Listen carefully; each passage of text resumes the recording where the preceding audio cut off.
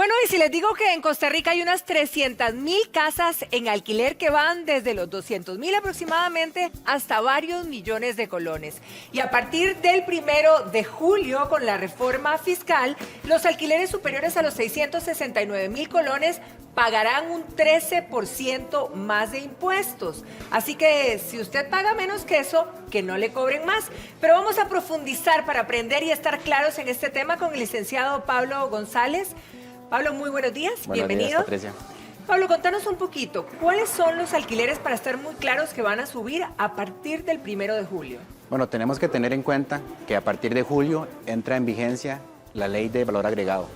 Esto grava con el impuesto todos los servicios. Evidentemente, los alquileres es un servicio.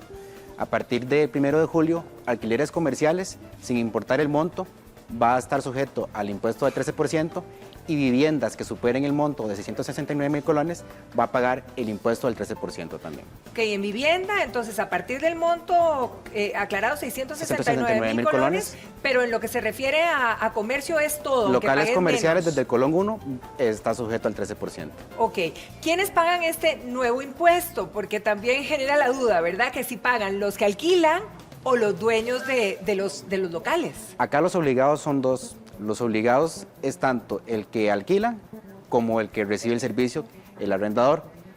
El que alquila tiene la obligación de cobrar el impuesto, pero el que soporta ese costo adicional va a ser la persona que arrienda, es decir, el inquilino. Ahora, si por ejemplo hablamos de alquileres de 200.000, 300.000 colones, ¿podrían aumentarles la mensualidad? Sin duda alguna, para locales comerciales es un aumento automático. El contrato es independientemente al impuesto.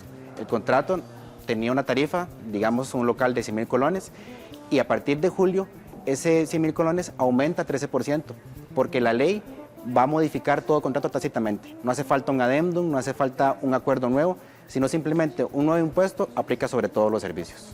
Ahora, y en el caso de viviendas, ¿qué podemos esperar? Porque, digamos, ¿se rige o hay algo que rija que diga, bueno, va a haber un aumento de las casas de alquiler o eso ya es negociado con el dueño? Todo contrato rige a partir de la firma de cada documento. Evidentemente, si hay un cambio en la legislación, automáticamente aplicaría en ese contrato. No hay que llegar a un acuerdo nuevo. Sin embargo, obviamente, cuando tenemos inquilinos y personas que están ajustadas a un presupuesto, podrían decir, bueno, esa cuota no la puedo cubrir. Podemos llegar a una negociación entre las partes y acordar una nueva tarifa para que no me afecte tanto ese incremento en el impuesto de 13%, porque en algunos casos puede ser material de ese impuesto. Sí, claro. Ahora, pero en una casa de 200.000 pesos no habría ningún problema, en una casa, no hay ningún aumento, en ese caso. No hay umbral de impuesto y totalmente se mantiene la cuota. Y digamos siempre en el caso de un alquiler, olvidándonos por un minuto del impuesto del valor agregado, digamos de viviendas que estén por debajo de los 669.000 y que el arrendatario me diga, bueno, a partir de ahora le subo no sé cuánto, ¿verdad? Un X%. Si yo no tengo la posibilidad de seguir pagando, ¿él me puede desalojar? No, en ese caso no. El contrato de vivienda, de alquiler, se mantiene exactamente incólume, no hay ningún cambio, no puede el arrendador decir te voy a aumentar la cuota porque básicamente ese contrato no aplica un impuesto adicional. Quizá para entender de qué manera se fijan los aumentos de alquileres en Costa Rica. Se fija en relación con vivienda, no hay es decir, el índice de precios está pactado para que se ajuste en relación con la devaluación y con el incremento en la capacidad adquisitiva de las personas. Esto puede ser, dependiendo del contrato, cada año se puede revisar la cuota y ver cómo ha estado el tema del índice de precios al consumidor. Ahí puede haber un ajuste pequeño. Si es en dólares, el ajuste no puede ser automático y debe ser un ajuste meramente comercial entre las partes. Ok, y digamos, si voy a firmar un contrato, ¿verdad? Como para también estar totalmente claros y todos los que están viéndonos el día de hoy, ¿cada cuánto, digamos, rigiéndonos con la ley, ¿verdad? ¿Cada cuánto se deberían hacer los aumentos en un alquiler? Cada vez que vence el contrato, porque yo pacto un contrato, generalmente son por 3 años, y yo pacto una tarifa. Si esa tarifa está en colones, evidentemente cuando vence el contrato, cada parte va a negociar si quiere un alquiler menor o si quiere un alquiler mayor, y es un acuerdo de voluntades. Claramente, si yo acepto el contrato con un aumento, tengo la capacidad de decir hasta qué voy a pagar y voy a buscar otro proveedor de servicio. Ok.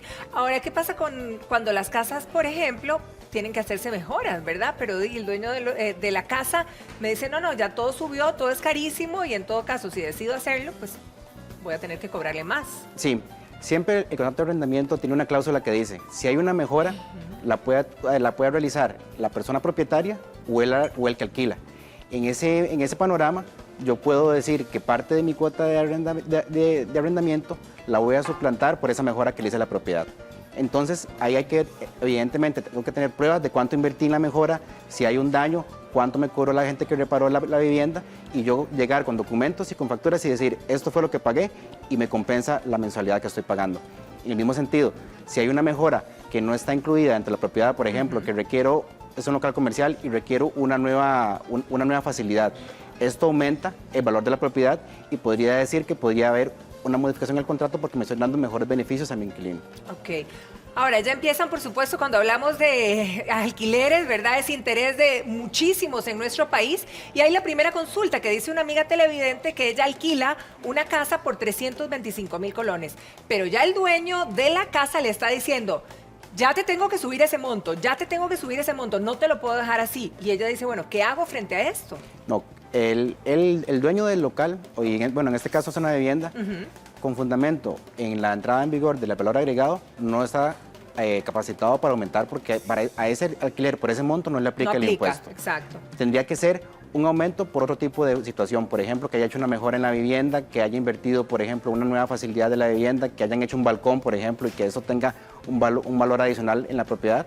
Pero si el contrato está afectado por el monto inicial, a no ser de que el índice de precios del consumidor haya aumentado y variado, no hay ningún aumento que pueda repercutir en ese alquiler.